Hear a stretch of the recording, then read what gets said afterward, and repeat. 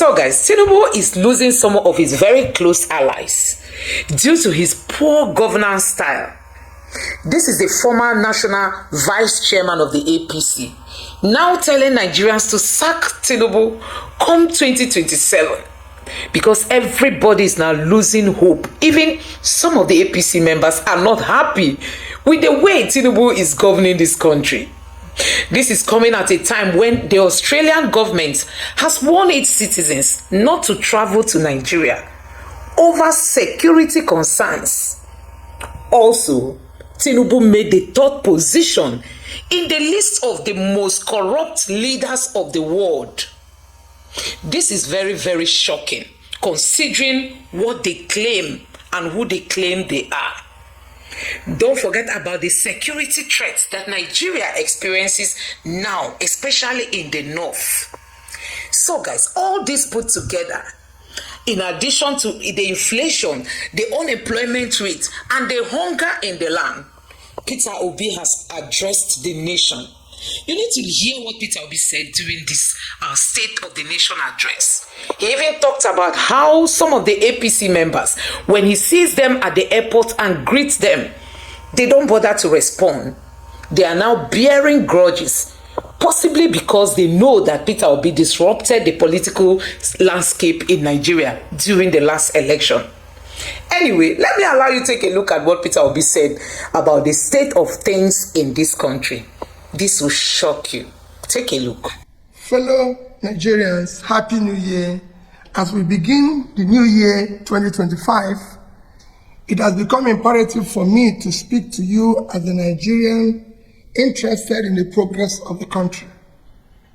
The political, economic, and security situation of our country is worsening daily, despite contrary positions and claims by the government of improvement in all spheres of human endeavor.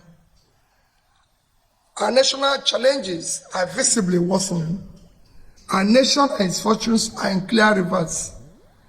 The indices are clearly indicative of our decline. Thus, Nigeria remains one of the poverty capitals of the world, with over 100 million in extreme poverty and more than 150 million in multi-dimensional poverty. The situation has deteriorated significantly in the past 18 months under the current administration. As a nation, we are falling from being the highest GDP in Africa in 2014 at $574 billion and per capita of about $3,500 to now ranking the fourth with a GDP less than 50% of what we were a decade ago, about 200 billion, with per capita less than a third, about 1,000. Our nation remains one of the most insecure and least peaceful in the world today, with countless communities and families displaced from their homes and now living in IDP camps. According to the Global Peace Index report, Nigeria ranks 143 out of 163 countries in terms of peacefulness, an indicative of high level of distress. Food insecurity has become a national norm, making Nigeria one of the hungriest countries of the world. Gainfully employed and middle-income Nigerians now spend nearly their entire income on feeding, with some resorting to borrowing to eat just to eat. For those living on margins, low-income earners and unemployed, the situation is even more dire. The newly approved minimum wage of 70,000 cannot afford a bag of rice or even half bag of beans. As a result, many Nigerians go to bed hungry, while a significant number now rely on palliatives and charitable support. Tragically, this has recently led to several avoidable deaths. Nigeria in 2024 hunger index is ranked 110 out of 127 countries measured, reflecting a critical level of hunger and food insecurity. We have earned the dubious distinction of being one of the countries with largest number of people without access to electricity. In 2024, despite the abysmal and unacceptable power generation and distribution, the frequency of national grid collapse increased significantly. The frequency of national grid collapse increased, where we have almost 12 times in 12 months. As a result, we are now mockingly referred as a generator country. This persistent lack of adequate energy supply continues to hinder our national development. Corruption, official efficiency, fiscal profligacy, and the mismanagement of public resources continue to rise astronomically in our country, spreading across all spheres of government. Similarly, nepotism and disregard for the Constitution, rule of law, and due process have become the norm. Our national debt has risen astronomically from approximately 15 trillion in 2015 to over 100 trillion today. This sharp increase has occurred within the last 18 months under the current administration.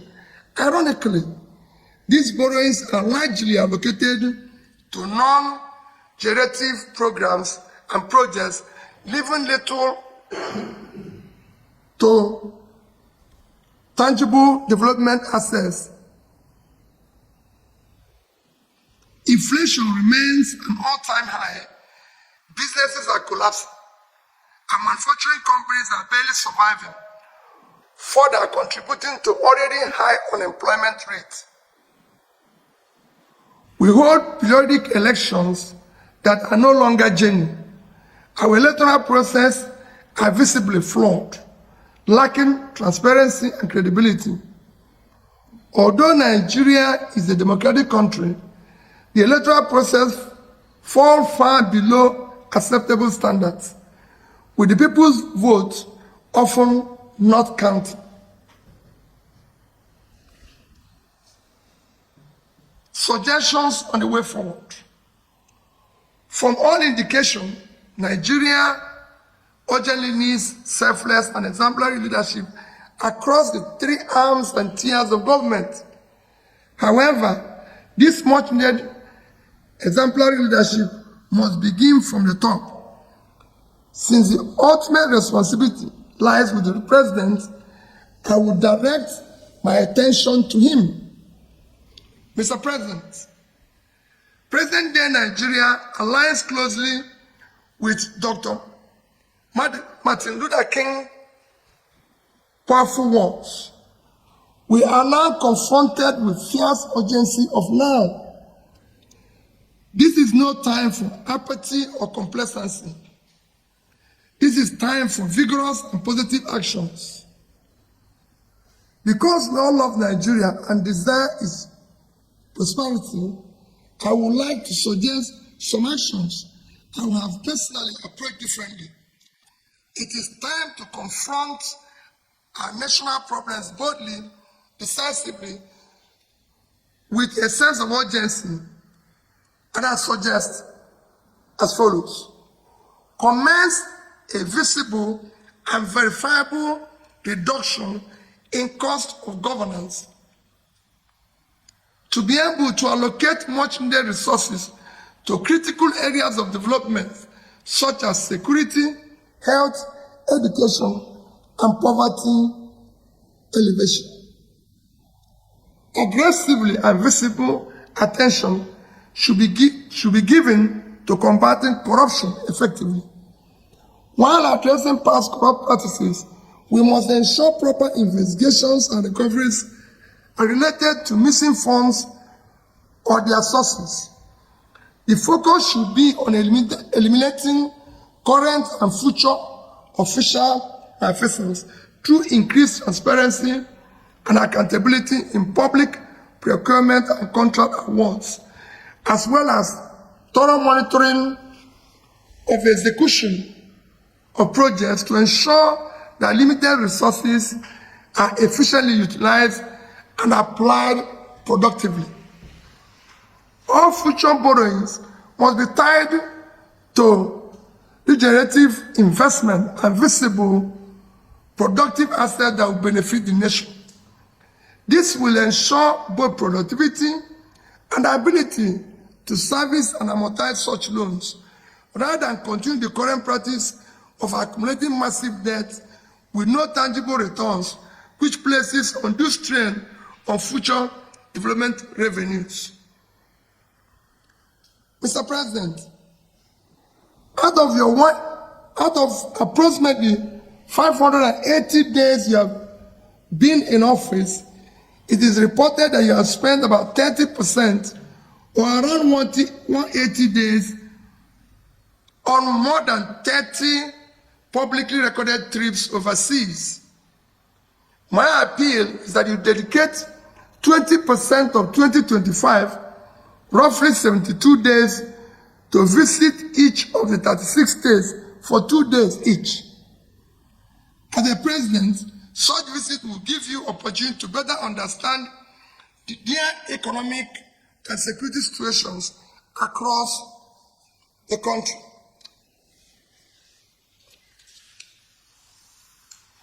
Further, it is time you visit our national hospitals and health facilities. You may consider, for example, that your next medical examination be conducted in one of our national hospitals or regional federal medical centers, such as FMC in Sokoto, Birnin Kebbi, Calabar, Umuahia, Akure, among others. This will allow you to assess the state of healthcare facilities available to Nigerians. It will also help you to understand the condition of our hospitals and clinics, enabling you to make informed decisions on how to upgrade and make them efficient. Endeavor to travel by road to observe the conditions of most highways. You can take short trips, for example, from Calabar in Cross River State to Uyo in Akwa Ibom, a distance of less than 100 kilometers, or from Benin in Edo to Warri in Delta. I recall taking President Obasanjo on a trip from Oka to Onitsha on the federal highway when I was governor of Anambra State. That journey prompted him to immediately approve reconstruction of parts of the road by Anambra State with subsequent reimbursement by the federal government. Such actions are immensely valuable. Make both impromptu and planned visits to our tertiary institutions where our children and future leaders are being trained. This is essential to familiarize yourself with the available infrastructure, facilities, and amenities. This visit will provide valuable insights into whether the resources of the Tertiary Education Trust Fund are being utilized optimally, and what is needed to sustain education is being implemented. I recall President Shagari visiting University of Nigeria, Nsukka, when I was a student then, and telling us, I've seen the facilities myself, and I assure you of my intervention. Institutional facilities improved significantly thereafter. As Commander-in-Chief, visit our military formations and security agencies, especially during their field operations, and provide them with moral boosting assurances and support for optimal efficiency. Reiterate that they and their families will always be taken care of. Mr. President, many Nigerians are refugees and exiles in their own country. Visit the IDP camps and assure Nigerians that they will soon be returned to their communities, that they are working hard to restore peace and normalcy in different parts of the country. Mr. President, you are no longer Governor of Lagos State. You are now the President of Nigeria. Therefore, consider spending your holidays in different parts of the country. Let your next Salah, Easter, or Christmas holidays be spent in Yola, in Sokoto, Jos, Akure, Yanegua, Abakaleke, among others. The single most challenging test you face is ensuring the future of elections are credible and truly reflect the will of the people. Finally, Mr. President, Nigerians need to hear from you directly, not through your proxies.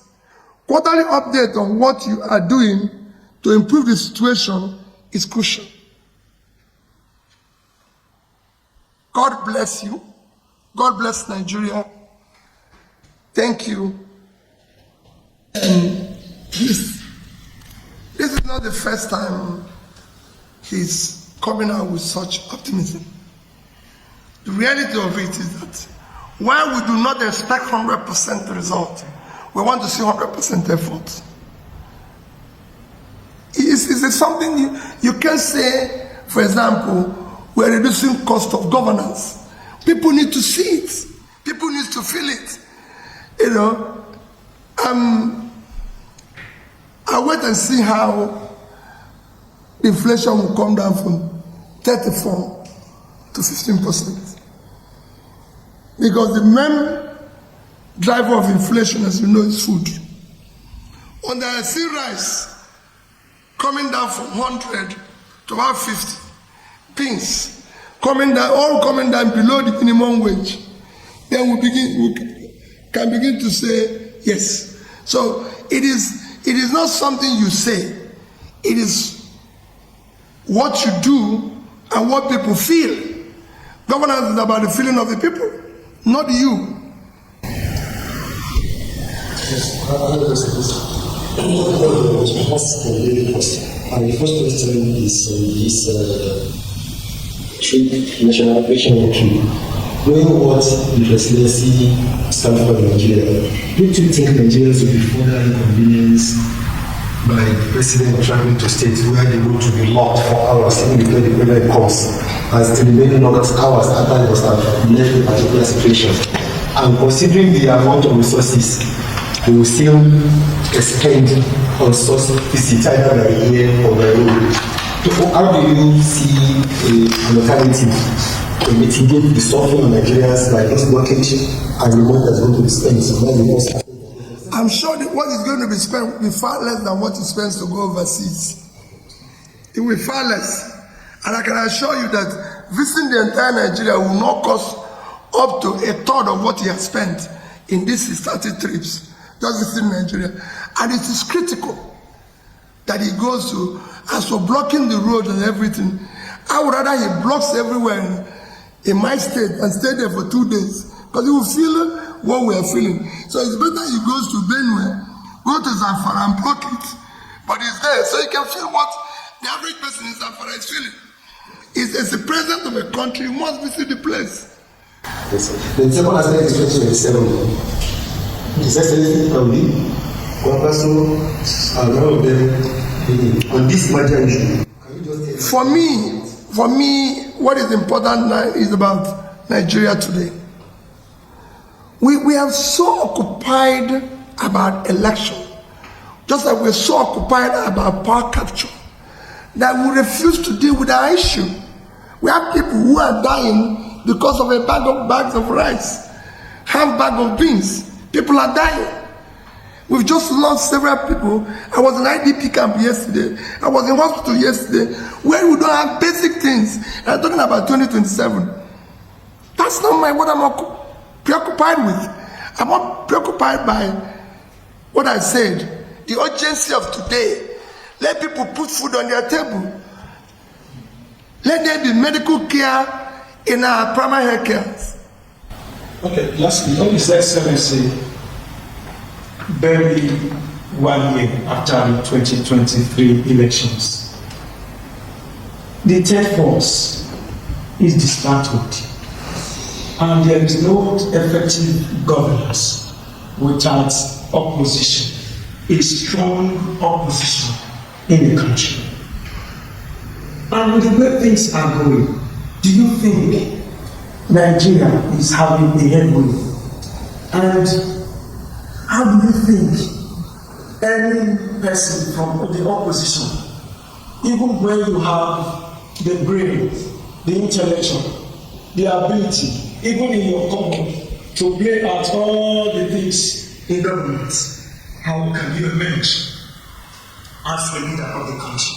Secondly, the arrest of Tinubu. What does this have to do with our democracy? Don't you think it will affect the democracy in Nigeria? Well, I want us to sit down one of these days and talk about the opposition and how the opposition will be effective. Our democracy is faulty. It wasn't designed to support the opposition. Oppositions here are actually in difficulty. If I tell you what I face, what I go through, what my family go through, you wouldn't even believe I will still be standing and going around this country. But I've made up my mind that if this is the end, so be it. Because we can't allow the country. It is difficult to be in a position in this country. Extremely difficult. Because everything is against you. People don't even want to see you. They don't even want to talk to you. I see colleagues that greet them at the airport, they don't even want to reply because they feel they don't want the government of the day to see you or see them greeting you. Your businesses, everything you're involved is being dismantled. That is not a country. We need to show more commitment to the future of our country. None of us is going to live here forever. So we must build a better society for our children. And to build it, some of us will take the risk. That is the part of what Dele and Co. also going through. And not just him, every person, even the oppositions, the local government level, at state level, everywhere, are going through that. So for me, we are actually doing a lot if we're doing everything on our own. All right, lastly, for me, Your Excellency, those 2 things. We've seen you and former Vice President Atiku Abubakar going around having a series of meetings. People are optimistic that maybe something in form of a measure or so could come out of this. And then, lastly, President Tinubu insists that his tax reforms must go on, and the tax reform bills are here to stay. It's not mentioned in the change. Despite that, government is saying that there should be more consultation and just serious on that. No one is saying that some traditional rulers should not just take the content of the tax reform bills just by the face value. What will you advise on this? Well, on issue of tax, there's a lot of stories. I've said it, everybody knows my stand on it. There should be very wide and detailed consultation. It should be widely in public debated. Government have consistently maintained that our tax to GDP, tax to this is very low. You've seen it every day. And I said it's wrong. Tax is a function of productivity. The country is unproductive. So are you going to tax 100 million Nigerians that are living in extreme poverty? Are you going to tax those people I saw in IDP camps yesterday? Are you going to tax the factories that are shut down in Kano? Go to Bompai, go to Shadan 1, Shadan 2. Where are you going to tax? Tax is a function of productivity. When the country is productive, people are gainfully employed, then you can tax them. And we can generate more tax.